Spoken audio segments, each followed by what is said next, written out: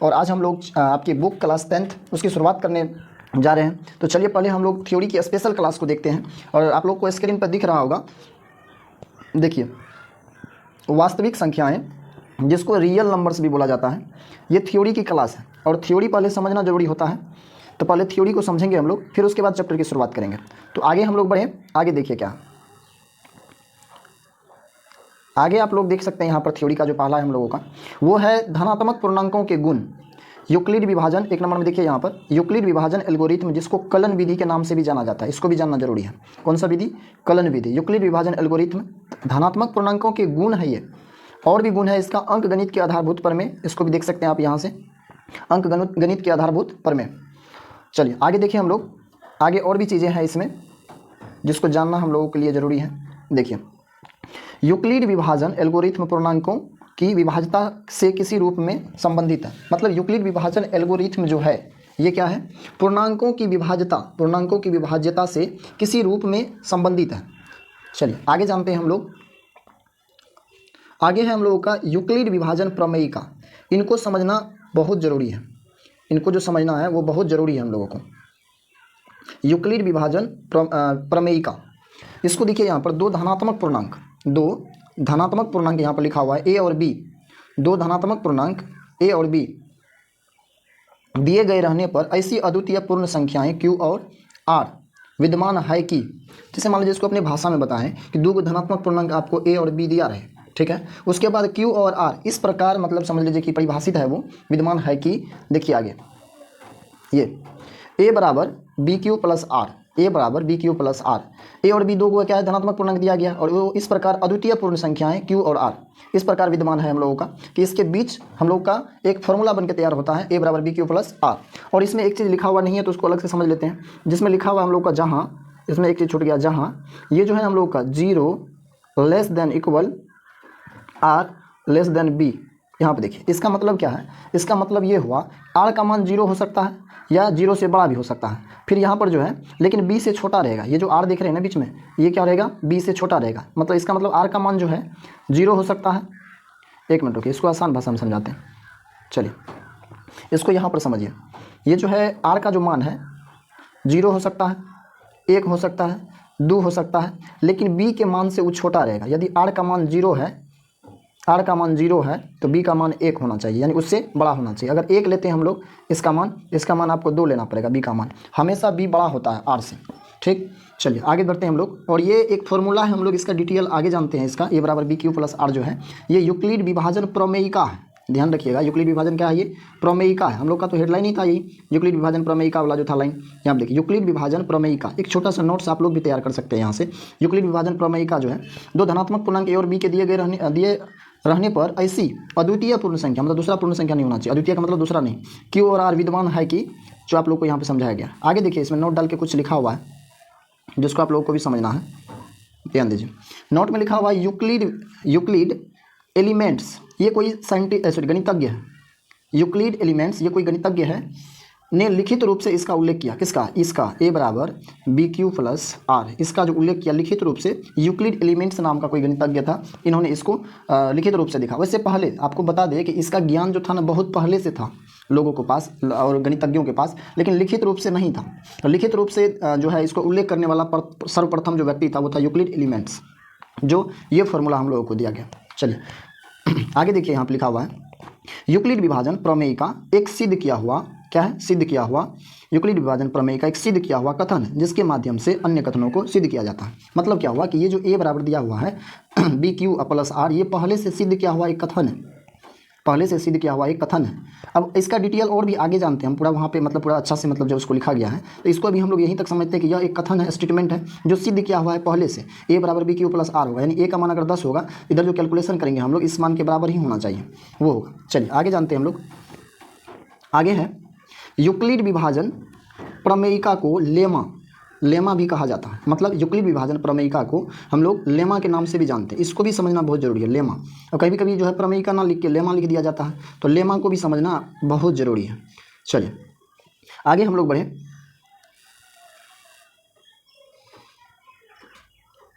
अब है हम लोगों का यूक्लिड विभाजन एल्गोरिथम। ये 1.1 का जो सवाल सॉल्व करेंगे ना हम लोग, उसमें यूज होगा केवल। आगे पॉइंट के लिए आगे हम लोग जो पॉइंट स्टार्ट होगा उस पॉइंट के लिए हम लोग थ्योरी अलग लिखेंगे, उसका अलग समझेंगे। अब यूक्लिड विभाजन अभी हम लोग क्या जान रहे थे, प्रमेयिका। यहाँ पर लिखा हुआ यूक्लिड विभाजन एल्गोरिथम, दोनों सेम नहीं है, बहुत अलग है। लेकिन स्टूडेंट सब क्या करता है, दोनों को सेम मान के चलता है कि दोनों सेम है, नहीं है सेम, अलग अलग होता है दोनों। चलिए आगे देखते हैं इसको क्या है ये एल्गोरिथम। देखिए यहाँ पर क्या लिखा हुआ है, एल्गोरिथम में सुपरिभाषित चरणों की एक श्रृंखला होती है जो एक विशेष प्रकार की समस्याओं को हल करने की एक प्रक्रिया या विधि प्रदान करती है। मतलब ये वो जो था हम लोग का प्रमेयिका, यूक्लिड विभाजन प्रमेयिका जो था, ये लेमा जिसको बोलते हैं प्रमेयिका, ये जो था ये क्या है, सिद्ध किया हुआ कथन है। लेकिन ये सिद्ध किया हुआ कथन नहीं है, यूक्लिड विभाजन एल्गोरिथम सिद्ध किया हुआ कथन नहीं है। ये जो है सुपरिभाषित चरणों की श्रृंखला होती है जो एक विशेष प्रकार की समस्याओं को हल करने की एक प्रक्रिया या विधि प्रदान करती है। चलिए आगे जानते हैं हम लोग। आगे लिखा हुआ है कि एल्गोरिथम शब्द, यहाँ देखिए एल्गोरिथम शब्द 9वीं शताब्दी के एक फारसी गणितज्ञ अल-ख्वारिज़मी, ये थोड़ा सा यहाँ मिसिंग है, अल-ख्वारिज़मी, ख्वा जो है आधा होता है यहाँ पर, एक मिनट, ख्वारिज़मी कुछ इस प्रकार से होता है यहाँ पे, अल-ख्वारिज़मी के नाम से लिया गया है। एल्गोरिथम शब्द जो है ये 9वीं शताब्दी के एक फारसी गणितज्ञ था, फारसी गणितज्ञ अल-ख्वारिज़मी के नाम से एल्गोरिथम शब्द को लिया गया है। आई होप कि आप लोग को क्लास समझ में आ रहा होगा। चलिए उसके बाद देखिए यहाँ पर अलजेब्रा, एक और यहाँ पर देखेंगे हम लोग कि अलजेब्रा शब्द भी अल-ख्वारिज़मी के द्वारा लिखित पुस्तक हिसाब अल जबर व अल मुकाबला से लिया गया है। ऑब्जेक्टिव में याद रखिएगा इसको कि अलजेब्रा शब्द का भी जो है ना, जो अलजेब्रा जो आजकल हम लोग पढ़ते हैं, अल-ख्वारिज़मी के द्वारा लिखी गई एक पुस्तक है जिसका नाम है हिसाब अल जबर व अल मुकाबला से लिया गया। आगे बढ़ते हैं हम लोग और भी इसको अच्छा से समझते हैं।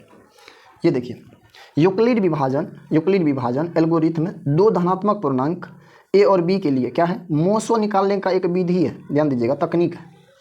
यूक्लिड विभाजन प्रमेयिका सिद्ध किया हुआ कथन है, ए बराबर बी क्यू प्लस जो आर होता है ना, ये सिद्ध किया हुआ कथन है, ये प्रमेयिका है। यूक्लिड विभाजन एल्गोरिथम जो है ना, यह HCF यानी दो धनात्मक पूर्णांक दिल रहेगा। अब देखो जिसको धनात्मक और ऋणात्मक पूर्णांक वगैरह समझ में नहीं आता है तो वो तो पिछला क्लास नहीं देखा है तो फिर उसको दिक्कत है। धनात्मक मतलब प्लस में, तो थोड़ा सा आप लोग को रिमाइंड कर दे, याद दिला दे कि पूर्णांक संख्या क्या होता है। इधर 0 ले लीजिए, 1 2 3 4 ऐसे करके ये डॉट डॉट डॉट आगे जाएगा। इधर -1 -2 -3, तो माइनस वाला ऋणात्मक होगा, इधर माइनस लगेगा इस समय, और इधर प्लस वाला धनात्मक होगा। तो धनात्मक पूर्णांक का दो धनात्मक पूर्णांक का HCF ज्ञात करने की क्या है, ये यूक्लिड विभाजन एल्गोरिथम तकनीक है, यानी या विधि है कह सकते हैं हम लोग।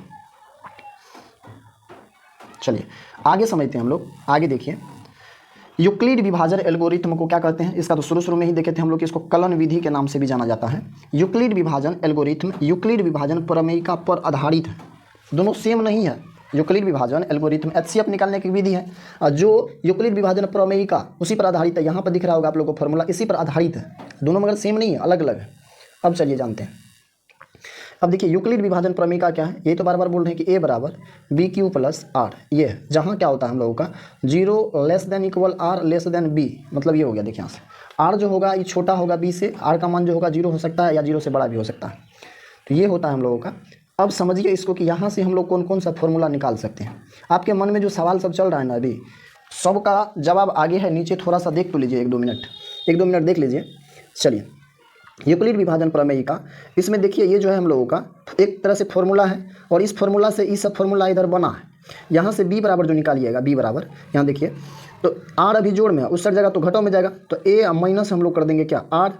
अब बट्टा में जो हम लोग लिखेंगे तो यहाँ पर बी चाहिए, तो क्यू गुना में, दोनों के बीच बी और इसके बीच में कौन सी का चिन्ह होता है, गुना का, तो जो गुना में होता है वो कौन सी में जाता है, भाग में। इसी प्रकार से ये सब फॉर्मूला को बनाया गया है। यहाँ पे आप खुद से भी क्रिएट कर सकते हैं कि क्यू का मान निकालना है तो फिर ए माइनस आर करेंगे, फिर हम लोग का ये बन के तैयार हो जाएगा। तो ये सब फॉर्मूला है जिसको जानना जरूरी है और ऑब्जेक्टिव को सॉल्व करने में बहुत हेल्प मिलेगा। यहाँ पे आर बराबर फॉर्मूला लिखा गया है, जो ए माइनस लिखा हुआ है बी क्यू, ये आर बराबर फॉर्मूला है। ठीक, आगे इसका यूज कहाँ है सब हम आपको बताएंगे। ऑब्जेक्टिव करवाएंगे इस चैप्टर का, लगभग 50-60 ऑब्जेक्टिव करवाएंगे इस चैप्टर का, केवल एक लेसन से, और वहाँ से हम लोग जानेंगे। चलिए जो आपके मन में सवाल चल रहा था तो देख लीजिए, यहाँ पर सवाल का जो चल रहा था उसको लेके आप लोग के बीच आ गए हैं कि आप कहना क्या चाह रहे थे शुरू से कि ए बराबर बी क्यू प्लस आर जो होता है क्या होता है। तो एक्चुअल में वो भाज्य बराबर होता है, भाज्य बराबर भाजक गुना भागफल जोड़ शेषफल होता है। एक्चुअल में ये चीज़ होता है, ये तो आपको बचपनों में पढ़ाया गया था, 4, 5, 6, 7 और क्लास में जो है ये सब पढ़ाया जाता है वहाँ पर। लेकिन इसका तरीका जो है और उसका तरीका जो है थोड़ा सा स्टैंडर्ड लेवल में, स्टैंडर्ड तरीके से हम लोग सॉल्व करते हैं सवाल को। और ये जो नीचे वाला लेवल है 7, 8, 6 और का लेवल है, उसका वहाँ पर कुछ और लेवल होता है। काम लगभग सेम करते हैं, थोड़ा इसमें कुछ नियम को देखते हुए, रूल्स को देखते हुए हम लोग फॉलो करते हैं इसका। चलिए आगे देखते हैं हम लोग, इसी से हम लोग रिलेटेड और भी फॉर्मूला जैसे जो जो बनने वाले हैं ये देख लीजिए। देखिए भाज्य बराबर सूत्र होता है भाज्य माइनस शेषफल, वही जो उधर जो लिखा हुआ था उसी को हिंदी में लिख दिया गया है। तो आप फटाफट इन सभी फॉर्मूला को देख लीजिए। अब यहाँ से समझने में परेशानी आप लोगों को बिल्कुल नहीं होगा। शेषफल और का सूत्र लिखा हुआ है, अब सुनिए ध्यान से नोट में। ये आपका इस चैप्टर का 1.1 का ये लास्ट थ्योरी है। यूक्लिड विभाजन एल्गोरिथम तथा यूक्लिड विभाजन प्रमेयिका केवल धनात्मक पूर्णांकों के लिए। धनात्मक पूर्णांक नहीं समझ में आ रहा है तो हम बोल रहे हैं, जाके बार बार वीडियो देखिए। 0, 1, 2, 3, 0 के इस साइड वाले धनात्मक होते हैं, 0 के इस साइड वाले ऋणात्मक होता है, -1, -2, -3 इस प्रकार से।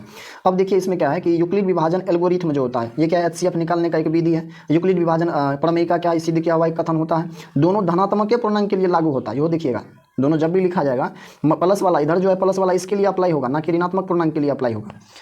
और इस थ्योरी के माध्यम से हम लोग आपका पूरा जो चैप्टर का जो सवाल है 1.1 का जो भी क्वेश्चन है, इन्हीं सब थ्योरी के माध्यम से हम लोग क्या करेंगे उसको सॉल्व करने वाले हैं। तो आप लोग भी एक छोटा सा नोट्स बना लीजिए और इस नोट्स को 1-2 बार पढ़िए, फिर चैप्टर का सवाल आप लोगों को समझ में आएगा। ये था आप लोगों का थ्योरी। अब हम लोग बढ़ते हैं आगे, और आगे जो हम लोग का 1.1 का सवाल है उसको सॉल्व करते हैं हम लोग। तो चलिए आप लोग भी हमारे साथ कीजिए सवाल को सॉल्व। का प्रश्न देखिए, आपकी बुक में यही लिखा होगा। यदि आपके पास एनसीईआरटी का बुक है तो बुक को देखिए, और बुक में लिखा होगा निम्नलिखित संख्याओं का एचसीएफ ज्ञात करने के लिए यूक्लिड विभाजन एल्गोरिथम का प्रयोग कीजिए। अभी आप लोग को जस्ट बताया गया है कि यूक्लिड विभाजन एल्गोरिथम क्या होता है, जिसको कलन विधि भी कहा जाता है। कलन विधि भी कहा जाता है। यूक्लिड विभाजन एल्गोरिथम क्या है, जिसको कलन विधि के नाम से भी हम लोग जानते हैं। यूक्लिड विभाजन, ध्यान दीजिए यहाँ पे, यूक्लिड विभाजन एल्गोरिथम क्या है, जिसको कलन विधि के नाम से भी जानते हैं। यही तो बताए थे अभी थ्योरी वाला क्लास में, क्या बताए थे। यह क्या है, एचसीएफ दो को धनात्मक पूर्णांक ए और बी दिया हुआ रहेगा, ए और बी दो को धनात्मक दो धनात्मक पूर्णांक के लिए जो है ना, ये क्या है, एचसीएफ निकालने का एक विधि है। एचसीएफ ज्ञात करने का क्या है, एक विधि है या फिर तकनीक है, विधि है। कौन सी, यूक्लिड विभाजन एल्गोरिथम, जिसको कलन विधि के नाम से भी जानते हैं। और यूक्लिड विभाजन प्रमेय का क्या है, ध्यान रखिएगा कि ये जो है ना धनात्मक पूर्णांक इसके लिए लागू होता है, धनात्मक पूर्णांक के लिए लागू होता है, ऋणात्मक के लिए नहीं। अब जिसको समझ में नहीं आ रहा कि धनात्मक पूर्णांक क्या होता है, तो इसका मतलब है कि मेरा पिछला वाला वीडियो नहीं देखा, पिछला वाला क्लास को नहीं देखे आप लोग। तो चलिए ना, धनात्मक पूर्णांक क्या होता है, पहले पूर्णांक क्या होता है उसको समझिए। 0, 1, 2, 3, 4, 5 ऐसे, -1, -2, -3 इधर जगह तो माइनस में, ठीक है। तो धनात्मक हो गया इधर वाला, ये है प्लस वाला, ये है माइनस वाला। तो धनात्मक पूर्णांक के लिए लागू होता है, ना कि ऋणात्मक के लिए, ये चीज़ है, ठीक है। यूक्लिड विभाजन प्रमेय का जो पढ़ाया गया अभी जस्ट बताया आप लोगों को, वो क्या है, वो एक सिद्ध किया हुआ कथन है, पहले से सिद्ध है। A = BQ + R, ये पहले से सिद्ध किया हुआ कथन है, जिसको हिंदी में हम लोग कहते हैं भाज्य बराबर भाजक गुना भागफल जोड़ शेषफल। भाज्य बराबर भाजक गुना भागफल प्लस शेषफल, यही ना होता है, यही ना बताए थे। चलिए, और अब हम लोग जो आपका जो चैप्टर है 1.1, जिस चीज़ का इंतजार था वो अब आ गया है आप लोग के बीच। चलिए इसको बनाते हैं और बहुत अच्छे तरीके से, सरल, सबसे सरल तरीके से हम लोग इसको पढ़ते हैं। आपके बुक में एनसीईआरटी का यदि बुक होगा आपके पास, देखिए मेरे पास भी एनसीईआरटी का बुक है, यही है ना, आप लोग के पास भी यही बुक है ना, क्लास 10th का एनसीईआरटी बुक खोल के रखिए, 1.1 निकालिए, और उसमें जो 1 नंबर का सवाल दिया गया है थ्योरी को पहले हम लोग समझ चुके हैं, अभी हम लोग सवाल को लगाने वाले हैं। इसमें देखिए यूक्लिड विभाजन एल्गोरिथम दो धनात्मक पूर्णांक के लिए, तो इसमें एगो ए होगा और एगो क्या होगा, बी होगा। 1 नंबर का प्रश्न को पहले हम लोग सॉल्व करते हैं। प्रश्न नंबर 1, इसमें ए होगा और बी होगा, लेकिन ध्यान रखिएगा यूक्लिड विभाजन एल्गोरिथम में ये जो कलन विधि के नाम से भी जाना जाता है इसको, इसमें क्या होता है कि हमेशा ए बड़ा होता है बी से। ए क्या होता है, बड़ा होता है बी से। तो ए जो बड़ा होगा तो ए का मान इसमें दोनों में बड़ा कौन है, तो यहाँ पर देख लीजिए। तो हम लोग यहाँ पर थोड़ा देर के लिए क्या करते हैं, माना कि क्या, वैसे ये सबका उतना जरूरी नहीं है, फिर भी स्टैंडर्ड लगेगा थोड़ा सा। माना कि ए बराबर मान लेते हैं, बड़ा वाला मान को ही ए मान सकते हैं हम लोग, छोटा को नहीं मान सकते। 225, और जो है छोटा वाला मान को बी मानिए। ए और बी दो धनात्मक पूर्णांक दिया गया है 135। अब समझिए थोड़ा सा इसको। अब देखिए इसको, ये यहाँ पर हम लोग क्या करते हैं, आप इसको इसके जस्ट बगल में बना सकते हैं, कॉपी में, एग्जाम में भी बना सकते हैं, कोई दिक्कत नहीं, आपके बुक में भी बना हुआ रहता है। पहले आप लोग जो बचपन में पढ़े हुए हैं, कौन सी भाग विधि, बचपन में क्या पढ़े हैं, भाग विधि से एचसीएफ कैसे निकाला जाता है वो आप लोग को पहले से पता है ना। चलिए तो देखिए यहाँ पर भाग विधि से कैसे हम लोग एचसीएफ निकालते हैं, नहीं भी पढ़े हैं तो कोई दिक्कत नहीं। 135 जो छोटा वाला मान है उससे हम लोग भाग देते हैं 225 में, इसमें क्या करते हैं, भाग देते हैं। तो भाग वाला विधि है ये, और ये जो है हम लोगों का एक बारी में जो है यहाँ पर लग जाएगा, दो बारी में जो है 35 गुना 70 हो जाएगा, तो नहीं लगेगा, तो एक बारी में लगेगा ये। तो यहाँ पर देखिए 135, और यहाँ पे जो घट के बचेगा क्या बचेगा, 0, उसके बाद 12, यहाँ पर देख लीजिए 12 में से 3 गया तो 9 3 12, और यहाँ पे क्या हो गया, ये कट गया। पुनः इसको हम लोग घेरते हैं और यहाँ पे जो दिया हुआ रहता है उसी चीज़ को यहाँ पे हम लोग लिखते हैं 135। आप लोग को पता होगा, नहीं भी पता है तो कोई दिक्कत नहीं। अब 90 को अगर हम लोग 2 बार पढ़ते हैं, 90 को कई बार, अगर 2 बार हम लोग 90 को पढ़ते हैं तो 180 हो जाता है, लेकिन 135 है, इसका मतलब एक ही बार रहने दीजिए। तो 90 लगाइए यहाँ पर, 90 लगाने से क्या होगा 5 यहाँ 4 यानी कि 45 हो जाएगा यहाँ पे। और 45 को पुनः घिरे और यहाँ पर 90 को उतार देते हैं हम लोग, और यहाँ पर हम लोग क्या करते हैं 45 दूना क्या होगा 90। बहुत आसान है, देखिए क्या आया यहाँ पर 45, पूरा पूरा कट गया हम लोग का यहाँ पे। अब हम लोग यूक्लिड विभाजन जो कर रहा था इस विधि से यहाँ पर कैसे लिखेंगे, तो यहाँ लिखेंगे इसलिए यूक्लिड शॉर्टकट में लिख देते हैं, यूक्लिड विभाजन एल्गोरिथम, एल्गोरिथम इसको भी शॉर्ट कर लेते हैं, एल्गोरिथम से क्या इससे, तो क्या होता है इसका, ये बताए थे कि यूक्लिड विभाजन एल्गोरिथम में यूक्लिड विभाजन प्रमेयिका जो सीधे क्या हुआ कथन होता है उसी पर आधारित है। चलिए तो ए बराबर क्या होता है बी क्यू प्लस आर, और इसमें बताए थे क्या, याद कीजिए बताए थे जहाँ पर क्या होता है, जहाँ जीरो जीरो जो होता है वो क्या होता है zero less than equal or less than B, मतलब क्या हुआ इसका आर का मान जीरो हो सकता है, 1 2 3 भी हो सकता है जीरो से बड़ा, लेकिन बी से छोटे रहेगा। अब इसको समझिए थोड़ा सा समझिए। अभी जो हम लोग यहाँ पर भाग दिए हैं फर्स्ट स्टेप है, हम लोग पहले इसको समझ लेते हैं। जैसे हम लोग यहाँ पर किसी भी संख्या को भाग देते हैं, ध्यान दीजिए ये होता है ए और ये होता है बी, और इधर हम लोगों का क्यू होता है और आर होता है नीचे में। तो यहाँ पर देख लीजिए B4 ऐसे समझ लीजिए, B4 समझ लीजिए बाप माने पप्पा। तो पप्पा से बड़ा कभी बेटा हो सकता है क्या, पप्पा से बड़ा कभी बेटा हो सकता है क्या, समझिए इस चीज़ को। यहीं पे तो वही बोल रहे हैं बी जो है अगर किसी संख्या में आप मान लीजिए 5 से भाग दे रहे हैं, शेषफल आपका 7 बच रहा है, शेषफल कितना बच रहा है 7। इसका मतलब ये हुआ कि पप्पा से बड़ा बेटा हो गया, बाप से बड़ा बेटा हो गया, इसका मतलब ये हुआ। ऐसा अगर हम लोग करते हैं तो ये तो गलती है ना, गलत है ना, ये पप्पा से बड़ा बेटा कैसे हो जाएगा ये बताओ हमको। तब तो यहाँ देख लो जिससे भाग देना उससे ज़्यादा शेष बचेगा, नहीं उसके बराबर भी नहीं बच सकता है शेषफल। क्यों, बाप के बराबर बेटा हो सकता है क्या, बाप का एज 10 साल है तो मतलब बाप का एज अगर मान लीजिए 25 साल है तो क्या बेटा का भी एज 25 साल होगा, ऐसा हो सकता है क्या, ये संभव नहीं है। होगा रे बाप और बेटा जो है दोनों बराबर होगा, नहीं ना चलिए तो नहीं हो सकता है कभी। तो इसलिए हम लोग बोलते हैं कि आर का मान हमेशा इससे छोटा होगा। अगर ये 5 है तो 4 तक चलेगा, यानी कि 0 हो सकता है। अगर यहाँ 5 से भाग दे रहे हैं, सपोज कीजिए कोई संख्या में 5 से भाग दे रहे हैं तो शेषफल 0 बच सकता है, 1 बच सकता है, 2 बच सकता है, 3 बच सकता है और 4 तक शेषफल बच सकता है। लेकिन 4 से बड़ा अगर 5 हो रहा है तो बाप और बेटा दोनों बराबर हो रहा है। बाप और बेटा कभी बराबर हो सकता है नहीं, बेटा हमेशा छोटी रहता है। चलिए तो यही चीज़ है यहाँ पे कि आर का मान जो होगा वो 0 हो सकता है, यानी कि बी के मान से छोटा ही होगा। अगर 1 लेते हैं आर का मान तो बी का मान आपको 2 लेना पड़ेगा, 1 से बड़ा ही लेना पड़ेगा।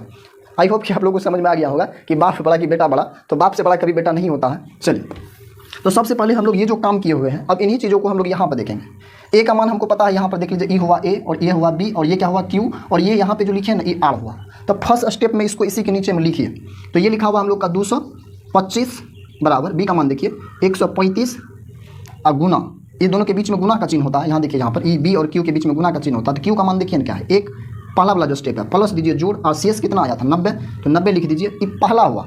दूसरा वाला काम में देखिए क्या किया आप, 90 से इधर से भाग दे रहे हैं, तो पहला वाला काम समझ में आया आपको, ए लिख दीजिए ए, बी तो बी, उसके बाद देखिए यहाँ पर क्यू, क्यू तो क्यू और आर तो आर। पहला वाला समझ में आया, फर्स्ट स्टेप नंबर 1 था ये। सेकंड स्टेप को देखिए, पहला है ना इसलिए समझा देते हैं, फर्स्ट टाइम है तो इसलिए समझा देते हैं कैसे लिखा जाता है। सेकंड और में जो इस समय मार देंगे थोड़ा सा स्पीडों में तो चलेगा, लेकिन इसको समझ लीजिए। दूसरा वाला जो काम करेंगे यहाँ पर, अब ई क्या बन गया, ई बन गया है बी, ई बन गया है ए, ई बन गया है क्यू और ई बन गया है आर, यही ना। तो चलिए ए का मान लेते हैं 135, अब बराबर लेते हैं हम लोग बी का मान कितना है 90 और गुना यहाँ पर क्यू का मान कितना है, क्यू जो है यहाँ पर देखिए 1 का प्लस प्लस प्लस शेषफल कितना है 45, ये हुआ दूसरा का। ये तब तक करते रहेंगे जब तक शेषफल 0 नहीं आएगा। क्या 0 नहीं आएगा, शेषफल 0 नहीं आएगा। ये हो गया दूसरा स्टेप नंबर 2। अब स्टेप नंबर 3 के लिए तैयार रहिए, स्टेप नंबर 3 के लिए तैयार रहिए। और ये देखिए थोड़ा समय ज़्यादा लग रहा है तो थोड़ा समझ लीजिए बढ़िया से, ठीक है, नहीं तो पता चलेगा बाप से बड़ा बेटा उधर लगा के आ गए हैं, ठीक है, ध्यान देखिएगा। उसके बाद देखिए यहाँ पर तीसरा वाला स्टेप जो है ये क्या हो गया बी, और ये क्या हो गया ए, और ये क्या हो गया क्यू, क्यू हो गया ये, और ये क्या हुआ 0। शेषफल देखिए पूरा पूरा कट गया, 0 हो गया ना, तो वहाँ पे हम लोग 0 लिखेंगे, ठीक। अब देखिए यहाँ पर ए का मान 90, अब बी का मान देख लीजिए यहाँ पर, बी का मान कितना 45 और गुना क्यू का मान 2 और प्लस शेषफल कितना आ गया 0। शेषफल कितना आ गया, कितना आया रे 0 आया ना 0। चलिए शेषफल जब 0 आ गया तो यहाँ पे देखिए किस मान पे 0 आया, यहाँ पे बी का मान है 45, तो HCF यही हो गया HCF, इसी का तो HCF निकालने बोल रहा था। HCF बराबर, इसलिए HCF बराबर 45 हो गया आपका आंसर कंप्लीट। है ना आसान, कितना आसान है, अरे कितना आसान है, कह रहा था बहुत भारी है, बट पढ़ता लिखता है नहीं है ना, कहता है बहुत भारी है ना आसान। अच्छा बताओ, बचपन में पढ़ा था ना ई वाला काम वही करते हैं, जोड़ घटाओ गुना, बस तरीका थोड़ा सा चेंज हो गया हुआ है ना। ये पहले से जानता था ना, तो सही बताओ, पहले से तुम लोग को पता था ना, जब ये पहले से पता था तो यही चीज़ को हम बस इस प्रकार से उसको लिख दिया, यही है यूक्लिड विभाजन एल्गोरिथम। समझ गए ना, ये बस यही है, इसको बस ऐसे लिख दिया। क्या हुआ? अरे हाँ आसान तो है, अभी कहा बहुत आसान है सर, ये तो हम पहले से जानता है। हाँ वही काम को हम लोग ऐसे लिखते हैं। क्या बोल रहे हैं? हाँ एग्जाम में, हाँ एग्जाम में भी इस साइड में ऐसे लिख देगा तो गलती थोड़ी ना हो जाएगा।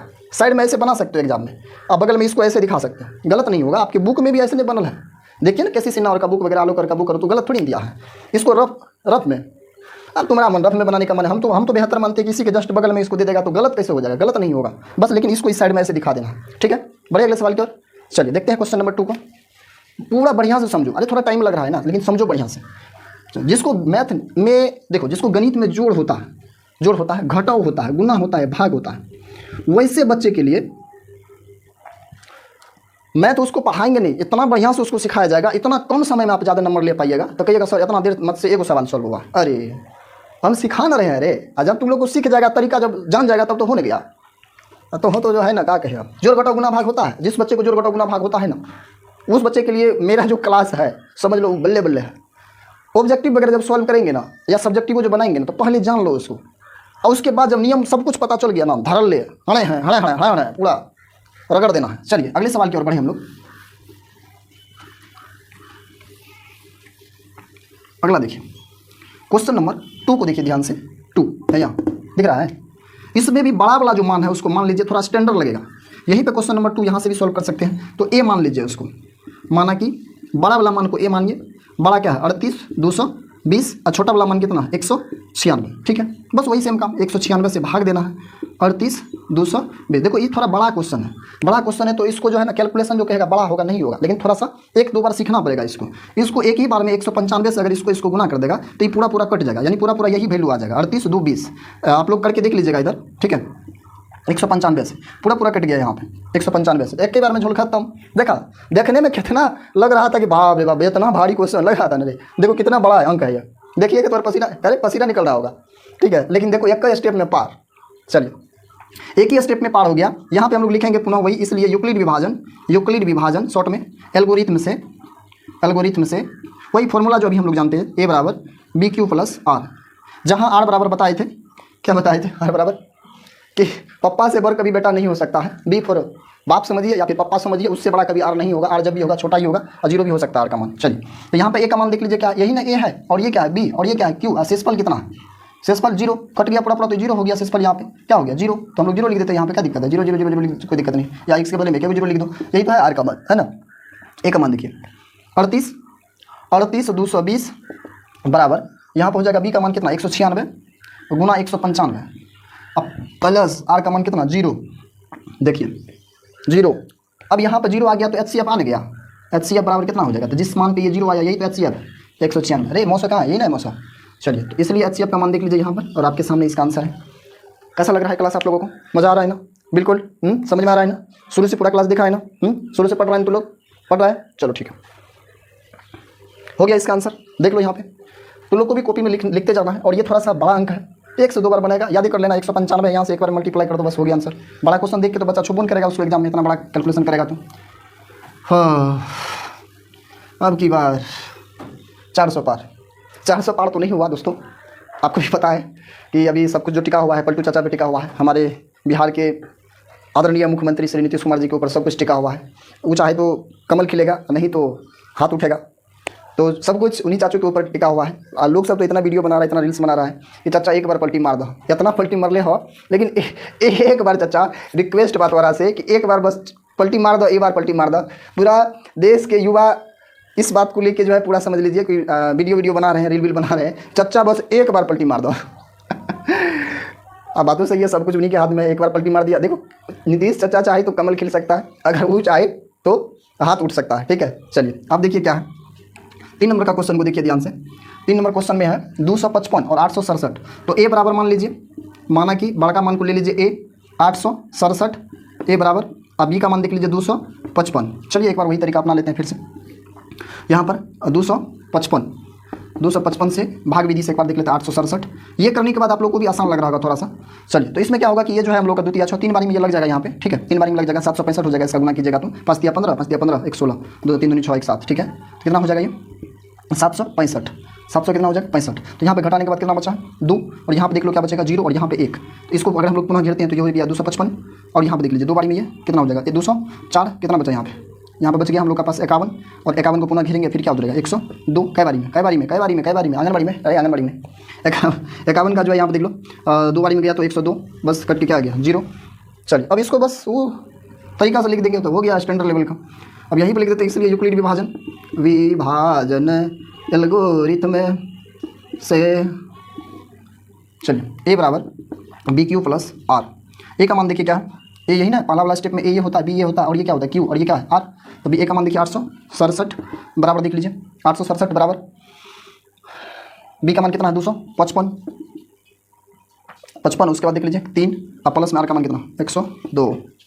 और यहाँ पे देख लीजिए पुनः ये पहला स्टेप खत्म, दूसरा स्टेप में आ जाओ, ये हो गया बी, ये हो गया ए, ये हो गया क्यू, ये हो गया आर। तो हो गया ए का मान 255 बराबर 255 अब बराबर यहाँ कितना हो जाएगा 102, बी का मान हुआ, क्यू का मान 2, अब प्लस में आर का मान 51। अब चलो आ जाओ फिर यहाँ पर हम लोग का देख लो, फिर तीसरा वाला स्टेप जो है यहाँ से तीसरा वाला स्टेप, ए का मान 102 हो जाएगा, बी का मान कितना हो जाएगा 51, गुना में कितना 2, 51 दूना हो गया। चलिए अब प्लस में शेषफल कितना बचा 0। तो एच का मान कितना आ गया, यही ना होता है एच सी एफ जहाँ पर पूरा कट गया, यहाँ पे देख लीजिए एच हो गया कितना 51 लीजिए है ना आसान है, क्या बोल रहे हैं, हाँ बहुत आसान है। तो ये वाला तो पहले से पढ़ ले है तू लोग, और यही थोड़ा सा नया आ रहा है इसमें। अरे ऊंचे क्लास में जाइएगा तो काम तो वही करते हैं, जोड़ घटाओ गुना भाग के अलावा मैथ में कुछ करते ही नहीं, करता नहीं कुछ, लेकिन तरीका सबका अलग अलग है। जोड़ घटाओ गुना भाग जिसको होता है समझो उसको मैथ होता है, और नहीं होता तो हमसे पढ़ो, मेरा देखो मेरे क्लास में आओ, और फिर उसके बाद देखो मेरे क्लास को आएगा मैथ उसको भी। चलिए आगे हम लोग अगला नंबर क्वेश्चन पे जाते हैं, और अगला नंबर क्वेश्चन को देखते हैं। चलिए क्वेश्चन नंबर 2 को देखते हैं हम लोग, और 2 जो है क्वेश्चन नंबर ये हम लोग का है, कह रहा कि दर्शाइए कि कोई भी धनात्मक विषम पूर्णांक, धनात्मक विषम कौन विषम पूर्णांक धनात्मक है, धनात्मक विषम पूर्णांक इस रूप का होता है, दर्शाइए यानी सिद्ध कीजिए, साबित कीजिए कैसे होता है। चलिए देखते हैं। मान लीजिए माना कि ए कोई धनात्मक विषम पूर्णांक, कौन पूर्णांक है विषम, कह रहा है विषम तो विषम पूर्णांक है, ये कोई धनात्मक विषम पूर्णांक है। अब फिर ये नहीं पूछना कि पूर्णांक क्या होता है, पूर्णांक पूछेगा मारेंगे गाल में गिरेगा थाल में, इसका मतलब शुरू से नहीं पढ़ता है तो लोग, पूर्णांक संख्या नहीं पूछने का। चलिए देखिए यहाँ पर ये कोई धनात्मक पूर्णांक मान लिया हम लोग कि ये कोई धनात्मक पूर्णांक है, ठीक है। अब इसको हम लोग लिखते हैं यहाँ से, इसलिए क्या यूक्लिड विभाजन ठीक है, यूक्लिड विभाजन प्रमेयिका से, यही ना सिद्ध किया हुआ एक कथन है, यूक्लिड विभाजन प्रमेयिका से क्या होता है, ए बराबर बी क्यू, हाँ यही चीज़ होता है, ए बराबर बी क्यू प्लस आर, यही ना होता है। और इसको हम लोग जानने से पहले हमको दिया गया यहाँ पे देखिए बी का मान दिला, यहाँ पे 6 क्यूब लिखा है, तो मतलब बी क्यूब होता है, तो बी का मान कितना दिला 6, बी का मान कितना दिला प्रश्न से बी का मान दिला 6। तो आर का जो मान होगा पप्पा से छोटका होगा कौन, उसका बेटा, तो आर का मान जो होगा 0 होगा, 1 होगा, 2 होगा, 3 होगा, 4 होगा, 5 होगा, 6 से बड़ा नहीं ना होगा, आर से स्पेल कैसे 6 हो सकता है। चलिए तो ये सब चीज़ों को हम लोग देखेंगे, लेकिन इसमें कह रहा है विषम पूर्णांक, सम विषम पढ़ाए न रे, देखा था ना बेसिक क्लास, नहीं देखा था था ना बेसिक क्लास में, तो सम विषम पढ़ाए, तो विषम संख्या इसमें पहले सेलेक्ट कर लो, 1 2 3 है ना विषम संख्या। चलिए अब यहाँ से हम लोग क्या करेंगे, जब क्या आर का मान विषम लेंगे ना हम लोग, तो 1, जब आर का मान 1 हो तो क्या होगा, तो ए बराबर जो होगा हम लोगों का, यहाँ देखिए बी का मान तो 6 पते हैं, तो 6 क्यूब प्लस क्या हो जाएगा आर का मान 1, 6 क्यूब प्लस 1, जब फिर से देखिए जब आर का मान आर बराबर 3 हो तो क्या होगा, ए बराबर 6 क्यूब प्लस 3 है, इसको देखिए ना, इसको बी की जगह पर 6 रखिएगा, क्यूब तो क्यों है, आर का जगह पर आर का मान रखिएगा ना, रखबो ना रखबे रे कार्य मंगड़वा रखबे कि ना, ठीक है। आगे देखो, जब अड़वा के मान, अरवा बोल रहे हैं यरवा नहीं सुनो तो लोग, अड़वा के मान क्या हुई है 3 हुआ 5 हो तो क्या होगा, ए बराबर 6 क्यूब प्लस 5, यही ना है। अब देखो यहाँ पे लिखेंगे हम लोग, चूँकि क्या 6 क्यूब एक सम पूर्णांक, कौन पूर्णांक है समपूर्णांक, समपूर्णांक है। देखो ये सिद्ध करने वाला सवाल है। अगर आप लोग कहीं किसी कोचिंग में पढ़ रहे हैं आप लोग, तो भाषा वाला सवाल सब टीचर का अलग अलग भाषा होता है। सब टीचर अपने अपने अनुसार भाषा लिखाते हैं सिद्ध करने वाला, जिसको जो कंफर्टेबल लगते हैं। तो भाषा वाला सवाल है सिद्ध करने वाला। तो अब ये नहीं मतलब आप लोग के माइंड में ये चल रहा है कि नहीं हम फलना जगह जो सर जी पढ़ाए थे हमको है ही भाषा लिखाए थे और यहाँ पढ़ रहे हैं तो आप ये भाषा लिखा रहे हैं। तो भाषा वाला सब टीचर का अपने अकॉर्डिंग जो कहता है वही बात है, घुमा फिरा के।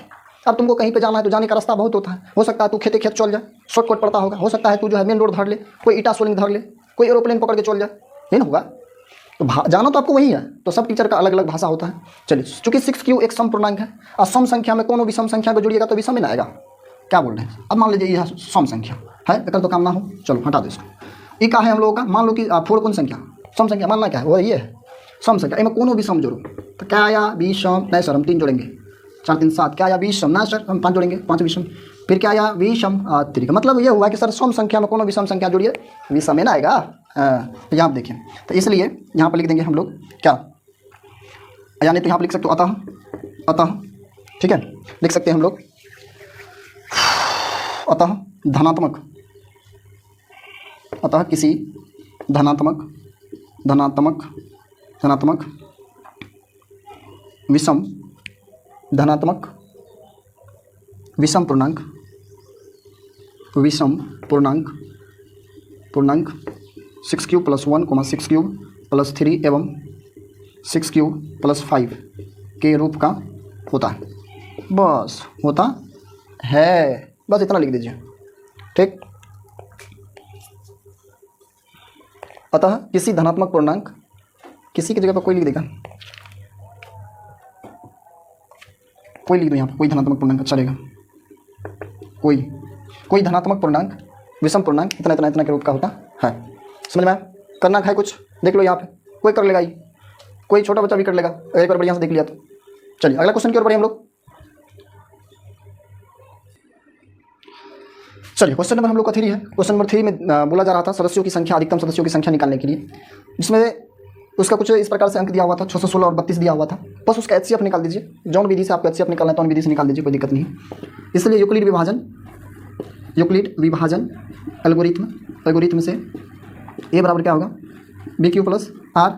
ए बराबर क्या हो जाएगा? BQ + R। ए का मान देख लीजिए कितना है? 616 बराबर बी का मान है 32। 32 × 19 और प्लस की जगह शेषफल बच जाएगा 8। उसके बाद फिर यहाँ आ जाएगा 32 बराबर, यहाँ पर हो जाएगा 19 नहीं 8 आएगा, 32 × 19 तो शेषफल 8 बचा, 8 फिर गया था 32, ए का मान 32, ठीक है। तो यहाँ पर हो जाएगा 8 चौके 32 प्लस में क्या बचा? 0। अब 0 बचा तो हम लोग का जब यहाँ पे 0 आ गया तो HCF कितना आ जाएगा? CF बराबर 8। तो यहाँ पे हम लोग कर सकते हैं अतः क्या करा था? सदस्यों की संख्या निकालने, अधिकतम संख्या जो है स्तंभों की अधिकतम संख्या, स्तंभों की अधिकतम संख्या 8 है। संख्या कितना है? 8 है। चलिए बस इसका HCF निकाल देना था और कुछ भी नहीं करना था। और आगे बढ़ते हैं हम लोग अगले सवाल की ओर, देखते हैं अगला सवाल को। चलिए क्वेश्चन नंबर 4 को देखते हैं। 4 नंबर का क्वेश्चन आप अपने बुक में पढ़ लीजिए। क्वेश्चन क्या बोल रहा है? क्वेश्चन बोल रहा था, यहाँ पर हम क्वेश्चन को थोड़ा सा पढ़ देते हैं। आप लोग के पास अगर बुक नहीं है तो हम पढ़ते हैं। यूक्लिड विभाजन प्रमेयिका का प्रयोग करके दर्शाइए कि किसी धनात्मक पूर्णांक का वर्ग किसी पूर्णांक m के लिए 3m या 3m + 1 के रूप का होता है। क्या बोले? 3m या 3m + 1 इसके रूप का होता है। कौन सी? वर्ग। किसी धनात्मक पूर्णांक का वर्ग मतलब जानते हैं ना, स्क्वायर होता है। तो यहाँ पर हम क्या किया? मान लिया इसको, माना कि ये कोई धनात्मक पूर्णांक है, इसलिए यूक्लिड विभाजन प्रमेयिका का कर रहा था उपयोग करने के लिए, तो कर लिया। ए बराबर BQ + R होता है। और जहाँ वाला बात को भूलिएगा नहीं तो कहाँ चल जाएगा आप लोग को भी पता नहीं चलेगा। जहाँ वाला बात है जो है ये 0 ≤ R ≤ B, मतलब ये समझ रहे हैं, इसको समझा चुके हैं इससे पहले। माइक चलिए आगे देख लीजिए, इसको हम लोगों को दिखाना है। तो यहाँ पे B का मान जो हम लोग का यहाँ पर दिया गया है तो 3 दिया गया है। B का मान प्रश्न से हम लोगों का जो B का मान दिल है, प्रश्न से क्या दिल है? B = 3 है। तो B = 3 है तो R का मान क्या होगा? पप्पा से बढ़ कभी बेटा नहीं होगा। होगा, देखो यहाँ पर, तो इससे 0 1 ये हो सकता है हम लोग। अब इसका वर्ग करते हैं हम लोग, तो यहाँ पर लिख देते हैं जब R बराबर क्या हो? 0। जब R का मान 0 हो तो तब क्या होगा? जब R का मान 0 होगा तो जब R का मान 0 हो तब हम लोग का हो जाएगा A = 3Q। B का मान 3 है, यहाँ पर Q लेंगे, R का मान क्या लेंगे? 0। इसका वर्ग कर रहा तो वर्ग कर देंगे हम लोग, बस यही काम। वर्ग कर रहा तो वर्ग कर दिया। अब बराबर में इसको देखिए थोड़ा सा, इसी के नीचे हम देखते हैं। A = 0 ऐड कीजिएगा तो क्या होगा? यही सेम का सेम ही रहेगा। 3 क्यूब इसका होल स्क्वायर हो जाएगा। तो इसको आप क्या लिख सकते हैं, इसको आप लिख सकते हैं 3 गुना 3 क्यूब का स्क्वायर लिख सकते हैं, कोई दिक्कत नहीं। 3 3 9 होता, हम लोग बस उसको ऐसे कर दिए क्योंकि ये इसके पीछे रीजन है। इसको 3m लिख सकते हैं हम लोग। m कैसे हुआ, तो कोष्ट में यहाँ पर लिखेंगे चूँकि m बराबर 3 क्यूब स्क्वायर माना, m का मान जो है 3 क्यूब स्क्वायर मान लिया हम लोग, तो इसलिए हम लोग का ये आ गया यहाँ पर। ठीक है, चलिए आगे अब हम पुनः बढ़ते हैं इसी में। जब r का मान 1 ले लेते हैं, जब r बराबर क्या होगा 1 होगा हो, तो जब r का मान क्या होगा 1 होगा, तो तब क्या होगा, चलो मेरे रसगुल्लो देखो यहाँ पर देखो, r का मान 1 होगा तो a बराबर क्या होगा 3 क्यूब, r की जगह पर क्या आ जाएगा 1, इसका क्या हो जाएगा whole square, a plus B का होल स्क्वायर याद है, नहीं याद है तो यहाँ देखो a प्लस बी का whole square, a square plus 2ab plus B square, ऐसा ही होता है। चलिए हम लोग उसी पे बैठा देते हैं इसको भी। a बराबर क्या हो जाएगा 3 क्यूब का होल स्क्वायर प्लस 2ab, जिसको नहीं होता है तो फिर तो गड़बड़ है, प्लस बी स्क्वायर, तो a बराबर हो जाएगा हम लोग का यहाँ पे, इसको वही लिख सकते 9 हो जाएगा यहाँ पे देखो, 9 क्यूब का स्क्वायर प्लस 3 दूनी 6, इसको जब गुना करेगा ये 10 मतलब नहीं है, इसका मतलब गुना होता है, 3 दूनी 6 6, 6 क्यूब प्लस 1, ये दोनों में कॉमन देखो क्या आएगा, तो 3 आ जाएगा, तो यहाँ हो जाएगा 3 क्यूब का स्क्वायर प्लस 2 क्यूब होगा, और प्लस में क्या होगा 1, तो यहाँ पे देख लो a बराबर क्या हो जाएगा 3m प्लस 1 हो तेरी के, ये क्या हुआ पूरी बाबा, ये m कैसे हो गया, m कहाँ से आया रे, कहाँ से अले हो m, कहाँ से अले हो m हम लोग माने हैं यहाँ पे, ये क्वेश्चन में जितना दे लेना इसको m बराबर मान लो यहाँ पर, चूँकि m बराबर 3 क्यूब का स्क्वायर प्लस 2 क्यूब। अब कहिएगा अपने मन 4 मन होइएगा सर, हम कहीं मानेंगे, मानना ही पड़ेगा, नहीं मानेगा मानना पड़ेगा, दूसरा कोई उपाय नहीं है। ये हुआ, आगे देख लो, अरे मानना ही पड़ता है, गणित का रूल है। तो एक वैल्यू यहाँ पे आ रहा है हम लोगों का, एक वैल्यू यहाँ पे। अब चलो चलो चलो चलो, जब r बराबर 2 हो तो क्या होगा, हो तो r का मान 2 होगा, तो a बराबर क्या हो जाएगा 3 क्यूब प्लस 2 इन होगा। तो फिर देखो यहाँ पर a बराबर, इसका जब काम करेंगे हम लोग तो हो जाएगा डायरेक्ट देख लो 9 क्यूब स्क्वायर यहाँ पे प्लस 2ab होता है, तो 3 दूनी 6, 6 दूनी 12, 12 क्यूब प्लस b स्क्वायर करेगा, 2 का स्क्वायर कितना होता है 4, थोड़ा सा शॉर्ट मार दिया, जिसको नहीं होता बैठा नहीं ऐसे करके बैठा सकता था वो, थोड़ा शॉर्ट कर दिया है, बैठा लीजिएगा उसको। देखिए यहाँ पर ये दोनों में कॉमन क्या आएगा, तो 3 आएगा, तो यहाँ पर हो गया 3 क्यूब का स्क्वायर प्लस 4 3 12, और प्लस में यहाँ 4, a बराबर 3m, कैसे सबको मान लिया m प्लस में 4। अब देखो यहाँ पर क्वेश्चन में लिख देना है, चूँकि m बराबर 3 क्यूब का स्क्वायर प्लस 4 क्यूब, इसको लिख देना हो गया। अब यहाँ पर देखो थोड़ा सा कैमरा मैन फोकस कीजिए, नहीं तो मेरा 500 वापस कीजिए।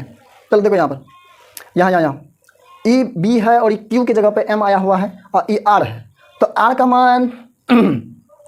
मान चार, अब b का मान 3। पप्पा से बर बेटा बोला कहावत सुना है, चाय से गरम केतली चाय से गरम केतली है। देखिए यहाँ पर b का मान है 3, यानी कि ई है हम लोगों का चाय है, चाय से गरम केतली है। यहाँ r का मान है हम लोगों का 4, जो कभी संभव ही नहीं है। पप्पा से बोल कैसे बेटा हो सकता है, पहले बताऊँगा, नहीं ना होगा। चलिए तो लिखेंगे यहाँ पर चूँकि r बराबर 4 है, जो संभव नहीं है। अब थोड़ा सा इसको ले लो स्क्रीन शॉट, फिर हम लोग थोड़ा सा इसको साफ करते हैं और लास्ट में जो होता है वो लिख देते हैं। चलिए इसी के नीचे में यहीं पे लिख देते हैं, लिखेंगे यहाँ पर अतः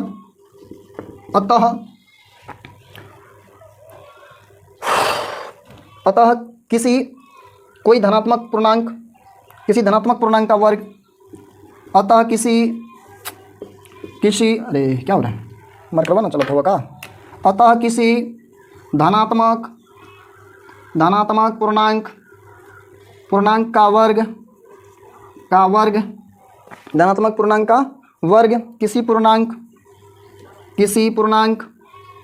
लिखल है, अरे लिख लो बढ़िया से लिख लो, किसी पूर्णांक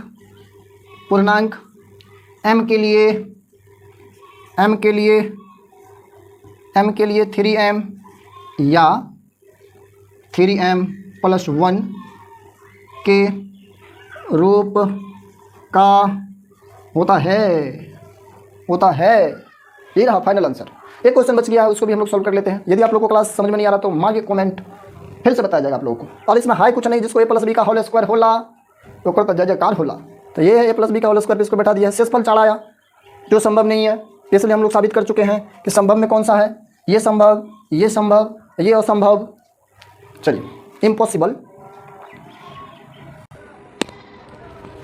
चलिए देखिए क्वेश्चन नंबर 5 को, और 5 जो क्वेश्चन नंबर है हम लोगों का, यहाँ पे जो क्वेश्चन नंबर 4 था वही है, सेम क्वेश्चन है, लेकिन थोड़ा सा उसमें कह रहा था वर्ग, क्या कह रहा था वर्ग, इसमें कह रहा है घन। घन माना समझ रहा है ना, वर्ग का मतलब स्क्वायर, यानी कि 2 देना था पावर में, यहाँ पे कितना देना है 3 देना है पावर में। चलिए आप लोग को दिख रहा होगा, यहाँ पर थोड़ा सा वीडियो बड़ा हो जाता है इसलिए इसको थोड़ा सा मतलब जो है आपको शॉर्ट में बताया जा रहा है, तो पहले से लिख लिया गया था। तो माना कि ए कोई धनात्मक पूर्णांक है, इससे पहले वाला में भी वही था, सेम यूक्लिड विभाजन प्रमेयिका से वही लिखा हुआ ए बराबर DQ प्लस आर। बी का मान देखिए क्या है, आपको सिद्ध करना है 9m और 9m प्लस 1 और 9m प्लस 9m प्लस हमको जो सिद्ध करना है 8, 9m प्लस 8, इसको सिद्ध करना है। यहाँ से हम लोग को पता चला कि बी का मान कितना लेना है, 9 लेना है। तो बी का मान जो 9 लेंगे तो आर का मान कितना होगा, तो आर का मान आप लोग को पता है कि पापा से बड़ा नहीं होगा, पापा से छोटे होगा। अब उसी प्रकार से हम लोग इसको घन का रहा था निकालने, तो a प्लस बी का होल क्यूब याद होना चाहिए, a प्लस बी का होल क्यूब याद होना चाहिए। तो नहीं याद है तो वहाँ देख लीजिए। आर का मान यहाँ से जब 0 लिए हम लोग, तो यहाँ पे 0 रखे हैं, देखिए यहाँ पर आर का मान जब 0 लिए है यहाँ पे, तो इसका जो होल क्यूब करेंगे तो 0 को जोड़ेंगे तो कोई फर्क नहीं पड़ेगा, इसलिए 0 को हटा दिया गया और इसको डायरेक्टली यहाँ पर इस प्रकार से लिख दिया गया। 9 गुना 9 3 बार लिख सकते थे हम लोग, तो नहीं लिख के 9 81 कर दिया गया। फिर 9 यहाँ पे क्या किया गया, लिख के इसको m लिख दिया गया। क्यों m क्यों लिखे हैं, क्योंकि ये पूरे को m मान लिया, इस साइड वाला जो है ये देख रहे हैं ना, ये पूरे को m मान लिया, चूंकि m बराबर इतना मान लिया हम लोग। अब कई काहे मानेंगे, नहीं मानिएगा कैसे, मानना ही पड़ेगा। चलिए जब r बराबर ये आप देख लीजिए 1 है, तो a प्लस बी का होल क्यूब पे इसको बैठा दिया गया है। अगर बैठाने आप लोग को होता है तो ठीक, नहीं होता है तो यहाँ से देख लीजिए। पुनः फिर से वही काम किया गया यहाँ पे।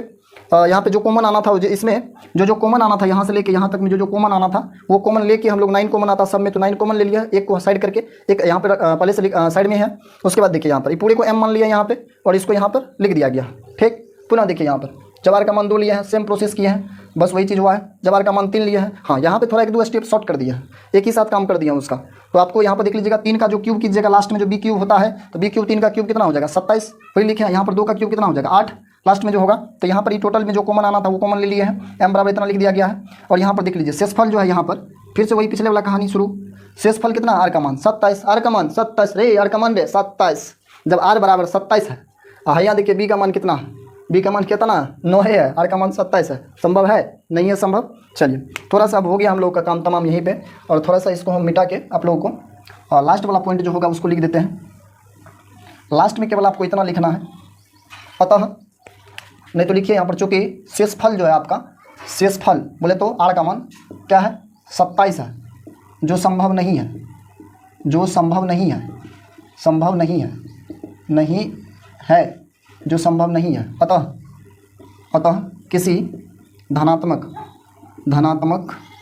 पूर्णांक का घन 9m कहाँ पे, यहाँ देखिए कोमा 9m प्लस 1 या 9m प्लस 8 के रूप का हो सकता है। तेरा इस प्रकार हम लोग 1.1 को कंप्लीट कर चुके हैं, और पुनः फिर हम लोग आ रहे हैं अगले पॉइंट 1.2 को लेके। पहले उसका थ्योरी जानेंगे, और आज की क्लास आप लोगों की यहीं पे हो रही है ख़त्म। मिलते हैं पुनः अगली क्लास में, तब तक के लिए जय हिंद।